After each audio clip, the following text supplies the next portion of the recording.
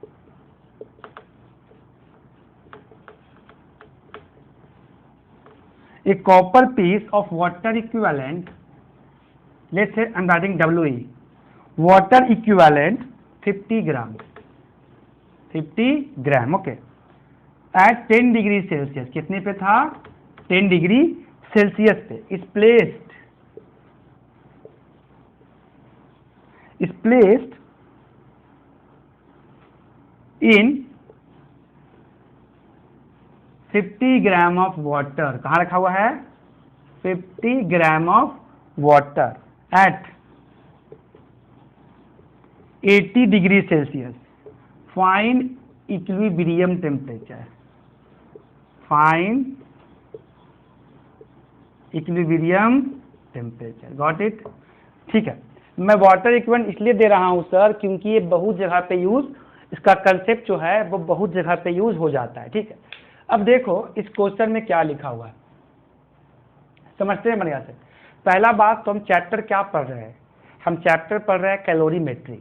देखो sir, calorimetry एक device, क्या एक मतलब डिवाइस ही कह लो, जिसमें हीट कांस्टेंट रहता है, मतलब कि हीट लॉस और हीट गेन इक्वल रहेगा, तभी क्या हीट कांस्टेंट रहेगा ना, means heat is constant because what ever heat is lost the same heat is gain, okay, that's why heat energy is constant.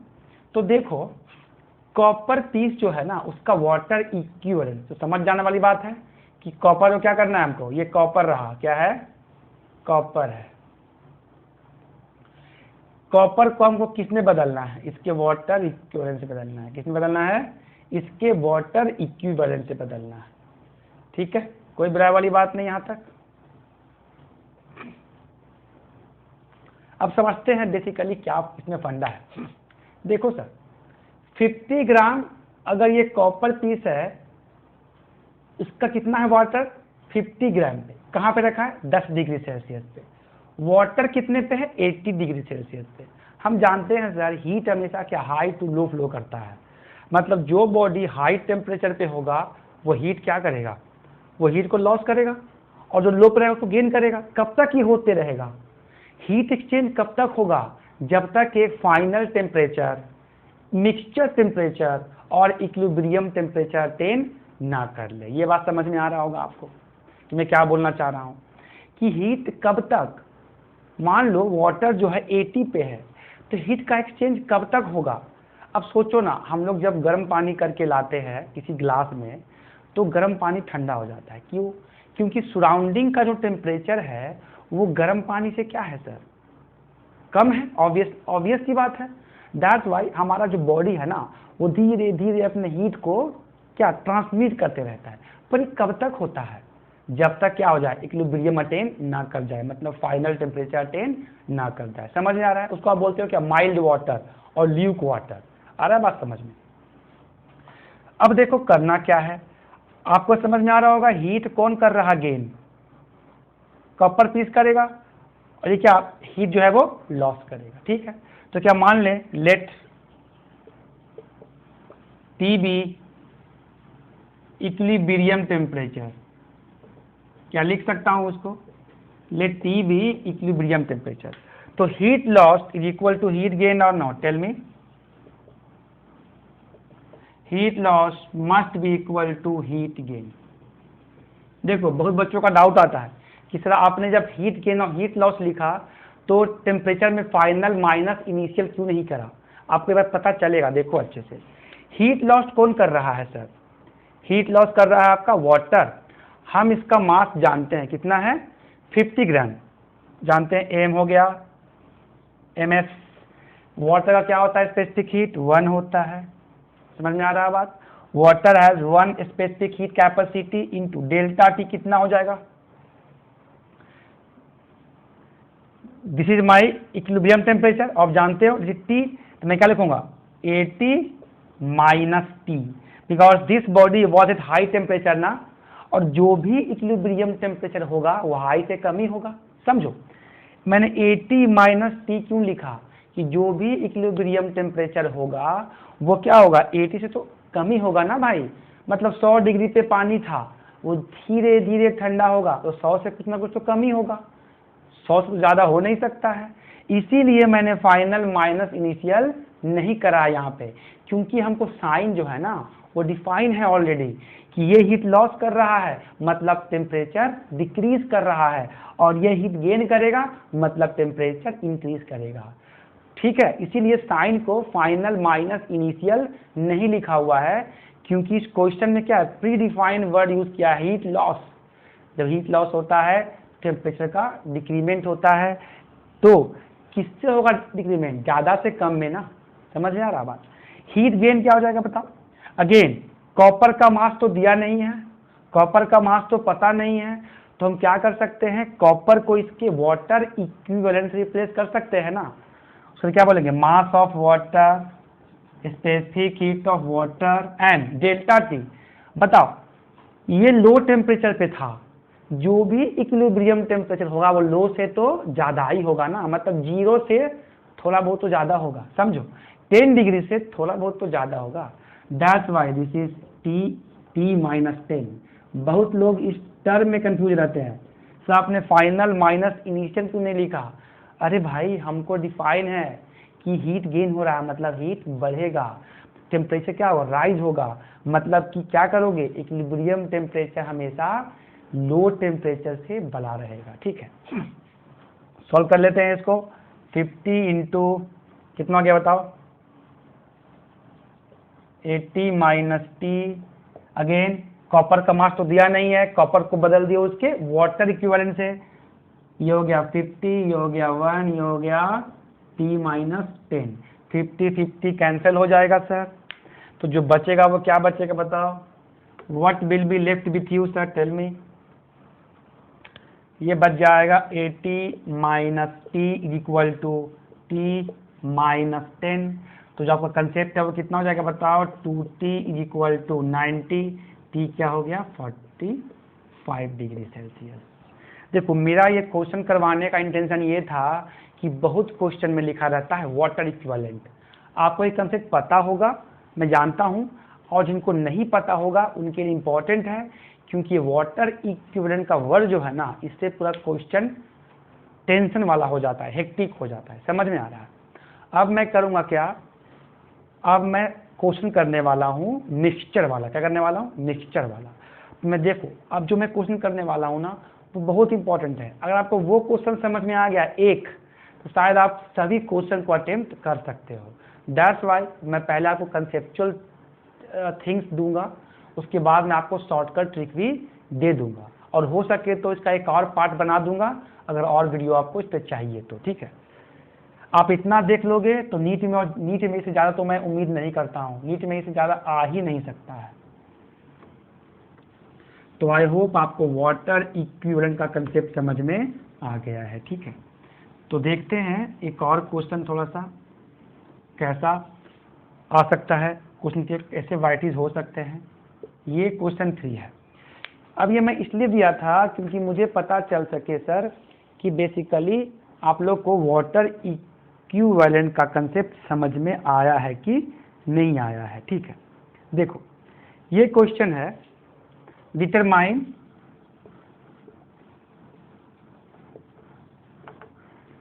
The final result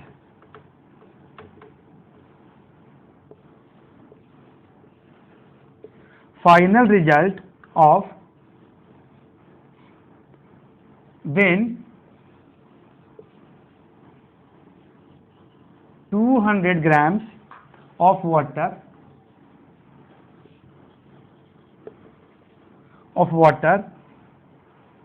and 20 gram at 0 degree Celsius are put in a calorimeter.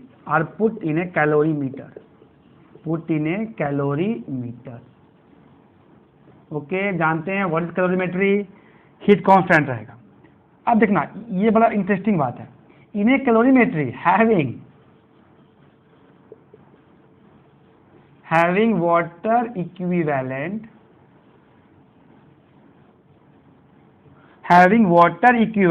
30 ग्राम, क्या है 30 gram and 50 gram of steam is passed into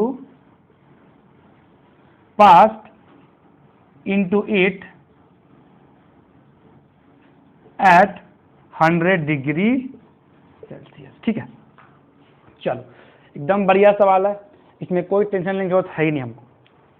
देखो कैसे इसको किया जाता है, पहले मैं इसको रब कर देता हूं ताकि मुझे स्पेस मिल जाए, मैं आपको यहाँ पे दिखा सकूं, स्पेस मिलने के लिए कह रहा हूं। ठीक है, चलो तो देखो कैसे इसको प्रोसीड करा जाए इस क्वेश्चन को। ठीक है ना, देखते हैं हर चीज। सबसे पहला चीज तो ये बोला गया है कि फाइनल रिजल्ट दिखाओ जब 200 ग्राम क्या रहे, 200 ग्राम मेरा वाटर एंड 20 ग्राम क्या रहे मेरा, 20 ग्राम आइस है क्या, 20 ग्राम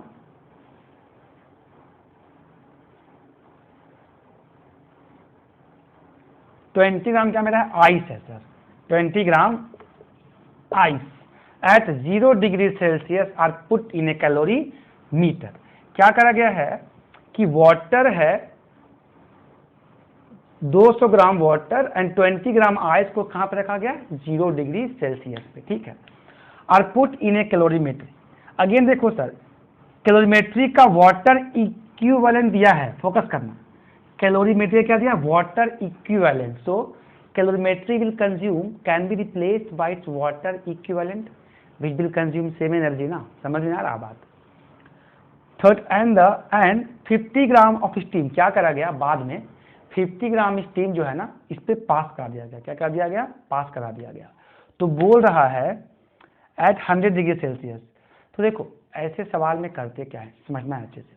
आइस और स्टीम का मिक्सचर है, आइस वाटर स्टीम का मिक्सचर है, तो क्या होगा, रिजल्टेंट मिक्सचर में से क्या बचेगा, पानी। Means resultant mixture can attain at 0 degree Celsius, या तो कुछ आइस कुछ वाटर बच जाए, या तो कुछ स्टीम कुछ वाटर बच जाए।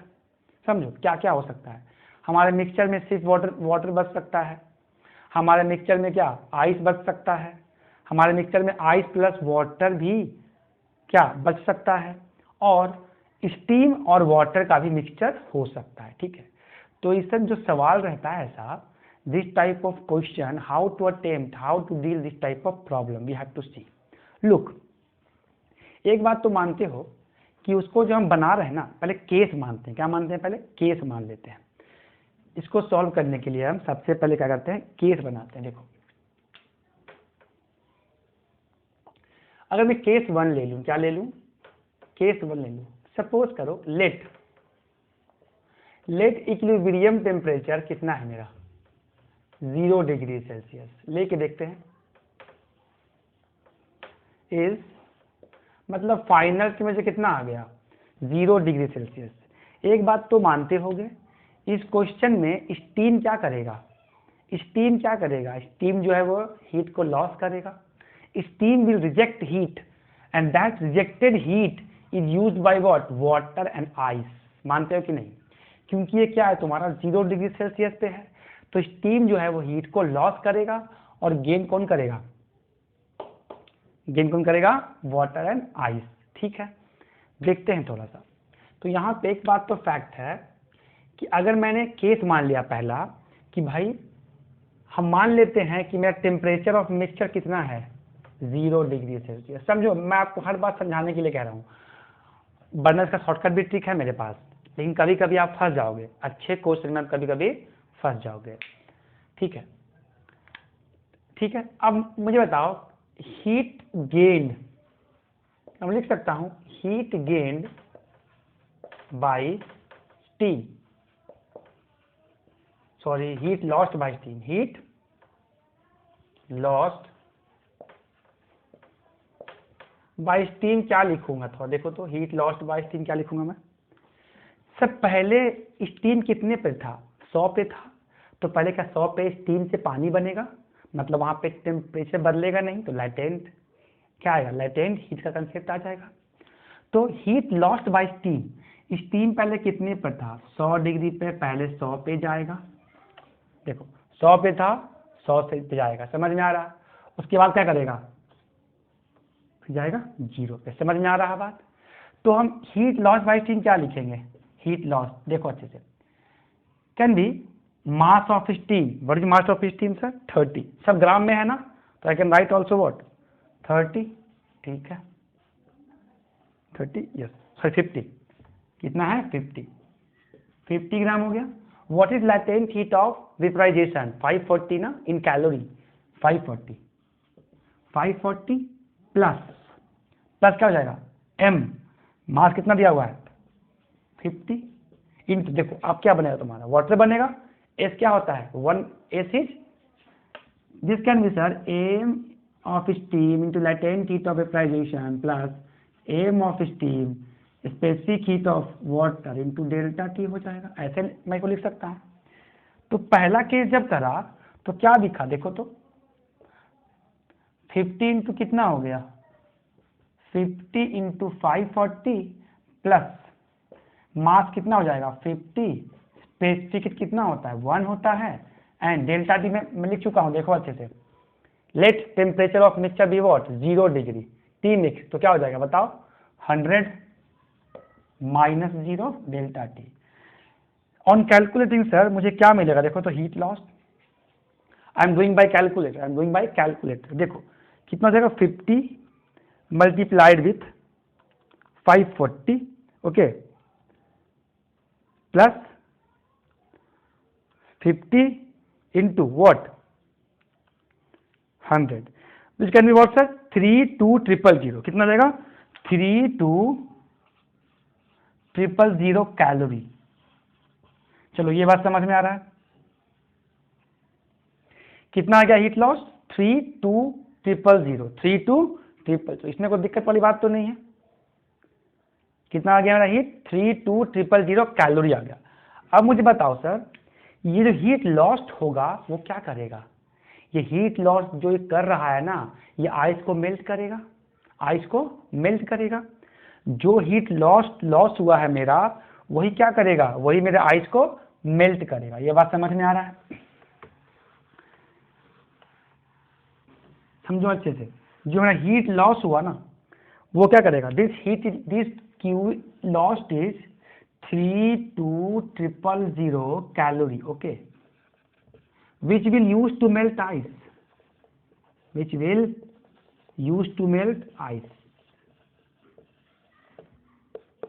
ये बात तो हम मानते हो। देखो अगर मैं बोलता हूं कि इक्विलिब्रियम टेम्परेचर 0 डिग्री सेल्सियस पे, इसका मतलब क्या समझ में आ रहा है कि सारा पानी क्या स्टीम क्या है कंडेंस हो गया है। 0 degree Celsius means what, all steam condense हो गया है और पानी बन गया है, समझ में आ रहा है। अगर मैं बोलता हूं कि इक्विलिब्रियम टेम्परेचर क्या है 0 डिग्री सेल्सियस, इसका मतलब समझो 0 डिग्री पे सारा स्टीम कंडेंस हो गया, all steam condenses and form water and achieve 0 degree Celsius, मतलब कि मिक्सचर में कोई स्टीम बचने वाला नहीं है, ठीक है, समझ में आ रहा है बात कि मैं क्यों ऐसा केस अज्यूम कर रहा हूं, ठीक है। देखो अच्छे से लिख सकता हूं मैं Q is equal to mass of the ice, sorry अब देखो कितना आइस पिघला, देखते हैं, mass of ice into latent heat of हो गया फ्यूजन। सर ये हीट जो था ना 32000 ये क्या है, आइस को पिघलाया होगा। लैटेंट हीट कितना होता है इसका 80 होता है, फ्यूजन चेक कर लो सर, देखो क्या सही आ रहा, आपको समझ में आ रहा होगा। मास ऑफ आइस कितना आ रहा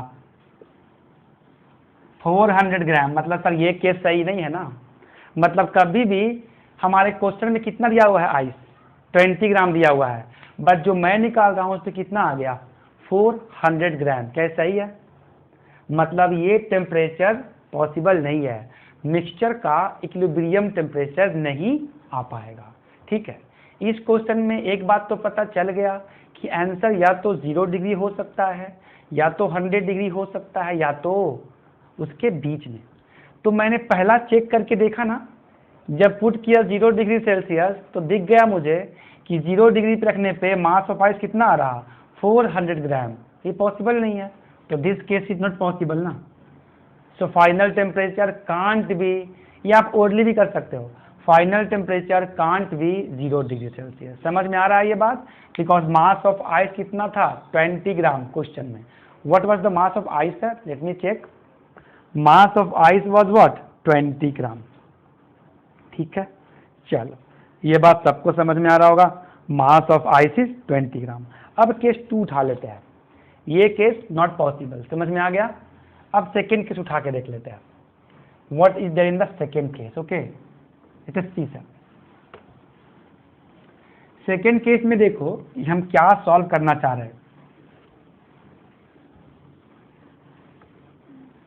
जो हीट स्टीम लॉस करेगा सर वो आइस को पिघलाएगा ना, वही तो आइस को पिघलाएगा। ठीक है, सेकेंड केस क्या करेंगे हम?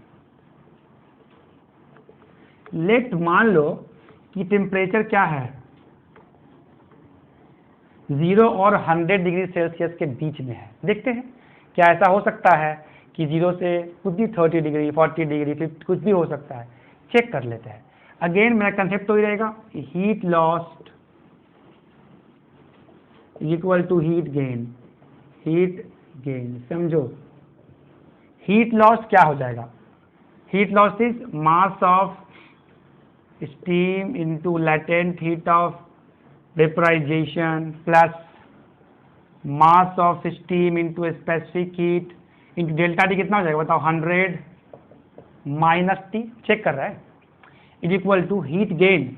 पहला क्या होगा? हीट आइस गेन करेगा तो mass of ice into latent heat of fusion plus, ये बात ध्यान देना। अब क्या लिखेंगे हम? Mass of mass of water. पहले क्या होगा? Mass of water into, check करना, mass of water plus specific heat of water into delta T. Fine. यहां देख लो मास ऑफ कॉपर। कॉपर को हमको किससे बदलना है? उसके वाटर इक्विवेलेंट से। ठीक है ना? कितना दिया हुआ है बताओ? कॉपर का वाटर इक्विवेलेंट कितना दिया सवाल में? सवाल में कॉपर का जो वाटर इक्विवेलेंट है वो कितना दिया हुआ है? 30। क्या है?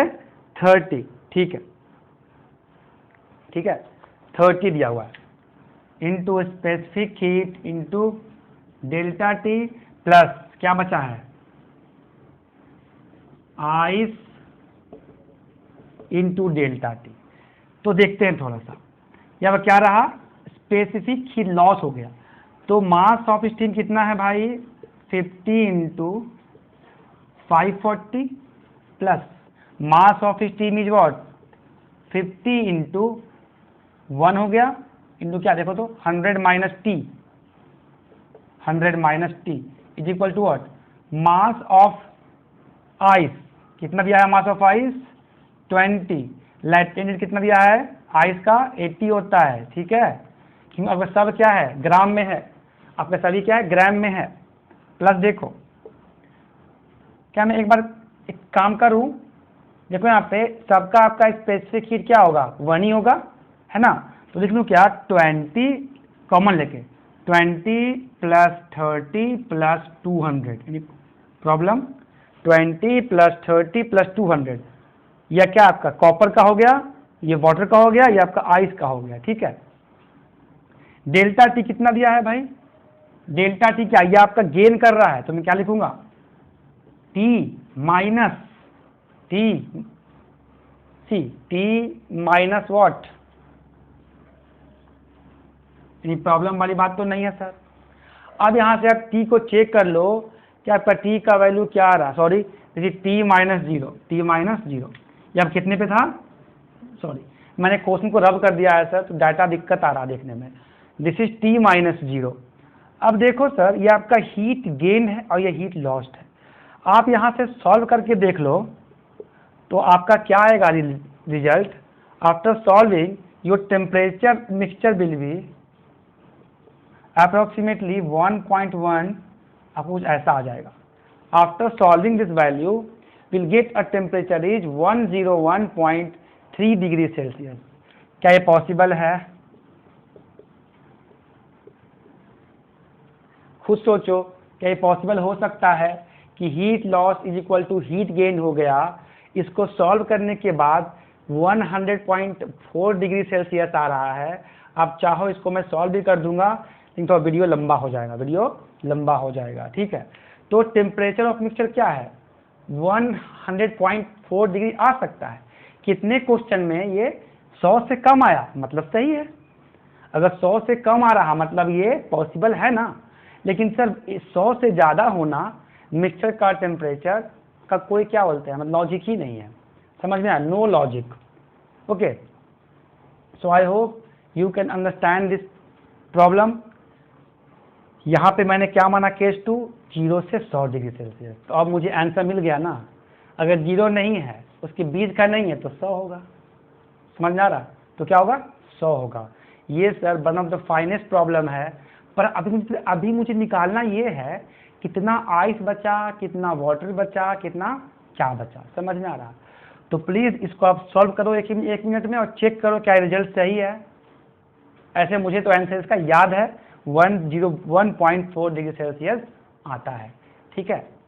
तो आप सॉल्व करो तब तक के लिए, और केस 3 में अपन बनाते हैं। Now I got the answer, so what is my answer now, check. So temperature of क्या आएगा mixture, temperature of the mixture is 100 degree Celsius. Sir जो 100 डिग्री सेल्सियस होगा तो पानी कंडेंस हो रहा होगा, तो मिक्सचर में क्या बचेगा बताओ, स्टीम प्लस वाटर बचेगा। क्या बचेगा, कंडेंस स्टीम प्लस वाटर। आ रहा है बात समझ में। 100 डिग्री सेल्सियस पे पानी स्टीम खो भी रहा होगा, और पानी भी क्या कंडेंस, मतलब स्टीम कंडेंस हो रहा होगा। तो what is my final mixture, that will be water plus steam. Okay, are you getting, because ice तो गया, आइस तो पूरा मेल्ट हो गया, तो क्या बच रहा होगा, 100 डिग्री सेल्सियस पे स्टीम प्लस वाटर का मिक्सचर बचेगा। समझ में आ रहा है बात। तो ये रहा मेरा टेम्परेचर ऑफ मिक्सचर। आपने देखा होगा मैं कितना लॉजिकल किया, 3 केस बनाया।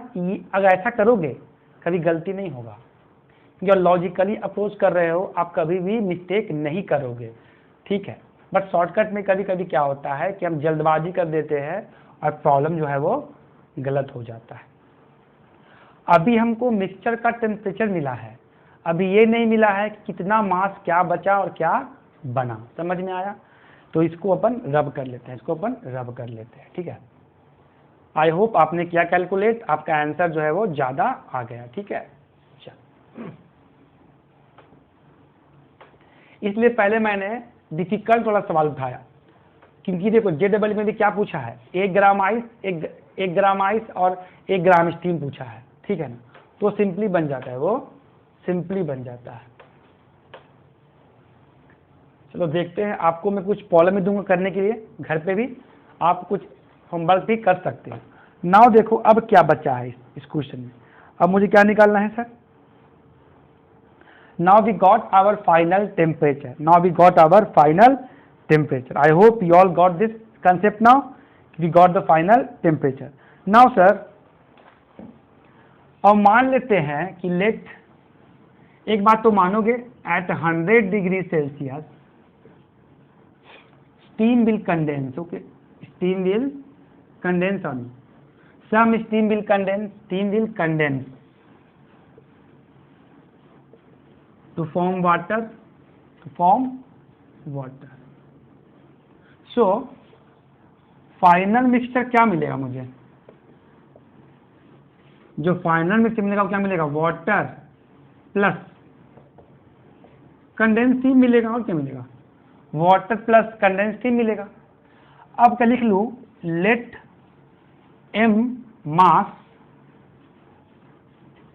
Of steam gets condensed. मान लो सर कि m मास स्टीम था जो कंडेंस हो गया, मतलब कंडेंस होके पानी बन रहा, तो कितना पानी बना होगा हम ये निकाल रहे हैं, ठीक है ना। तो आपका स्टीम तो हीट लॉस कर रहा है सर, तो this is called what, Q mass of steam into latent heat of what, latent heat of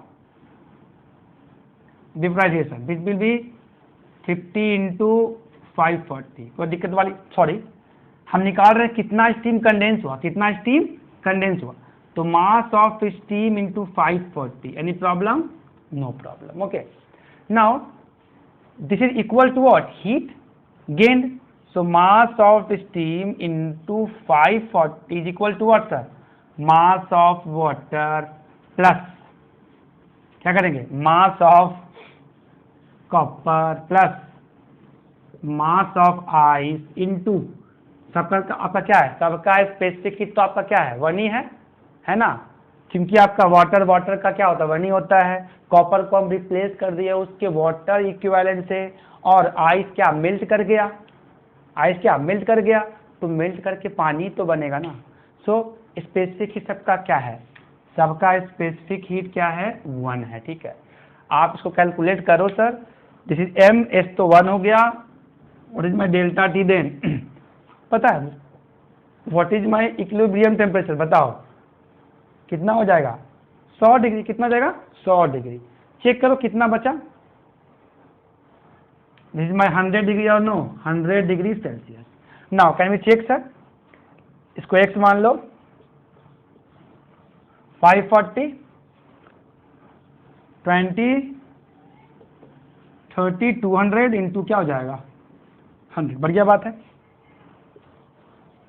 540 into x, ये कितना हो गया? 250 इंटू 100।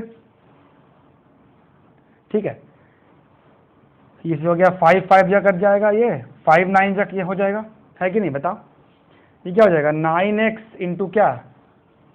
500। तो what is my x? X will be sir,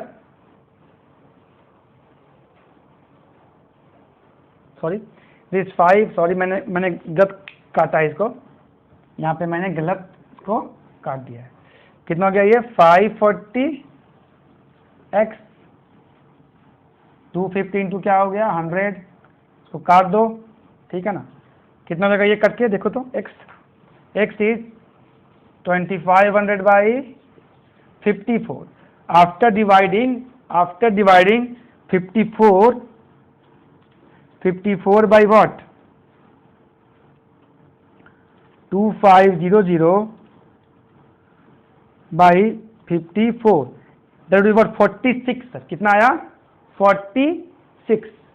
तो हम क्या बोल सकते हैं? x कितना आ गया मेरा? 46 ग्राम। समझ में आपको आ रहा है मैं क्या बोल रहा हूं? अब बताओ, अगर 46 ग्राम मेरा स्टीम कंडेंस हो गया, अगर 46 ग्राम स्टीम कंडेंस हो गया, तो अब स्टीम कितना बचा मेरे पास? स्टीम कितना था? 50 था। तो स्टीम कितना बचा? रिमेनिंग स्टीम कितना बचेगा? रिमेनिंग स्टीम जो है वो कितना बचेगा? 50 ग्राम था, 50 माइनस 46.9, यस और no? This is my remaining steam. अब बताओ वाटर कितना बचेगा? कितना वाटर था मेरे पास? 200 ग्राम था। इतना तो आपका कंडेंस हो गया, तो जोड़ दो। समझ में आ रहा है ना? तो मिक्सचर में अब ये बचने वाला है। आई होप आपको एक क्वेश्चन समझ में आ रहा होगा। पहले मैंने क्या करा? क्वेश्चन को पढ़ा बढ़िया से, ठीक है ना? मैंने पहले क्या मान लिया कि भाई इक्विलिब्रियम टेम्परेचर कितना हो सकता है? 0 हो सकता है। चेक करा मैंने कि स्टीम कितना हीट लॉस करेगा, और जो स्टीम हीट लॉस करेगा वही तो आइस को बदलने में काम आएगा। आ रहा है बात समझ में? उसी स्टीम से क्या आइस बदलेगा? आ रहा है समझ में? तो मैंने मास ऑफ आइस निकाल लिया, तो मास ऑफ आइस क्या आ गया? 20 ग्राम से ज़्यादा। ये पॉसिबल नहीं है सर, आपका मिक्सचर में 20 ग्राम आइस दिया ही हुआ है, और 4 कितना कर रहे हो calculate? 400 gram ice, which is impossible, yes और नो? ठीक है। बाद में क्या बोला कि 0 और 100 के बीच में क्या? It can lie between 0 to 100। जो वो करके देखा तो मुझे पता चल गया कि कितना टेम्परेचर था भाई? 101 डिग्री, जो कि इम्पॉसिबल है। 100 क्या है? उसका फाइनल टेम्परेचर है, उससे ज़्यादा तो पॉसिबल ही नहीं है। थर्ड केस में मुझे पता चल गया कि 100 डिग्री सेल्सियस होगा। तो अब निकाला कितना स्टीम कंडेंस कर गया? 0 डिग्री सेल्सियस का कहने का मतलब ये है सर कि 0 पे पूरा स्टीम कंडेंस हो गया होगा और सब वाटर बन गया होगा कितने पे? 0 डिग्री सेल्सियस। समझ में आ रहा है? 0 degree Celsius means all steam gets condensed and converted into what? Converted whole mixture will be at 0 degree Celsius, means सब कंडेंस होके पानी बन गया होगा 0 पे। 100 पे कहने का मतलब क्या है कि पानी उबल रहा होगा, स्टीम क्या हो रहा होगा, स्टीम तो ऊपर जा रहा होगा, किसमें, कैलोरीमीटर में, और अब उसके वो कंडेंस होके फिर से पानी बन रहा होगा। समझ में आ रहा बात? तो ऐसे इस तरह के क्वेश्चन को अप्रोच किया जाता है। ये सबसे फाइनेस्ट प्रॉब्लम था। समझ में आ रहा बात? ठीक है, तो आपको ये समझ में आ रहा है इसमें क्या किया गया इसको बनाने के लिए। ठीक है, चलो इसको रब करूँ। अब मैं उठाऊंगा क्या, इसको बेकार बेकार सा प्रॉब्लम, इसमें कोई दम नहीं, इसमें कोई दम नहीं होगा।